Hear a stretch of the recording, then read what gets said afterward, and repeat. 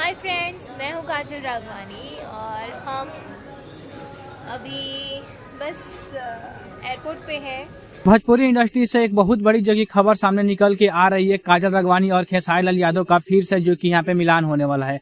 मतलब कि कुछ दिन पहले से जो कि खेसारी लाल यादव से काजल राघवानी जो कि झगड़ा करके यहाँ पे किसी न किसी कारण से वो अपने आप को जो कि अलग कर ली थी। लेकिन अलग होने के बाद उनको नहीं तो कोई फिल्म मिला, नहीं तो उनको लिए कोई गाना मिला। लेकिन फिलहाल में जैसे ही खेसारी लाल यादव का बर्थडे बीता तो बर्थडे पे उन्होंने यहाँ पे विश करते हुए खेसारी लाल यादव को कहा था कि मैं बहुत यहाँ पे खेसारी यादव को मिस कर रहा हूँ। ऐसे में जो कि सारे जो भी डायरेक्टर है, प्रोडक्टर है, उनसे जो कि खेसारी लाल यादव ने बात किया और बात करके उनको यहाँ पे फिल्म में लेने के लिए यहाँ पे एग्री किया।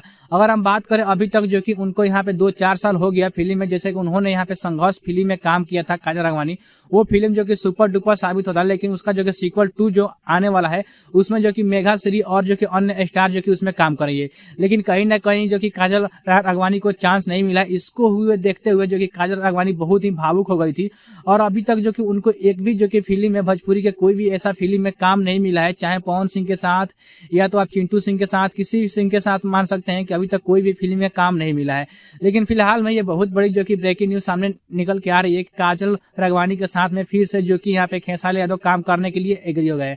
लेकिन कहीं ना कहीं जो कि यहाँ पे दबंग स्टार, ट्रेंडिंग स्टार कहे खेसारी यादव में वो सारा खूबियां है, तभी तो उनके लिए अभी तक कोई भी, जब से उनके साथ से यहाँ पे बिछड़ी है काजल राघवानी, एक भी फिल्म में काम नहीं मिला है।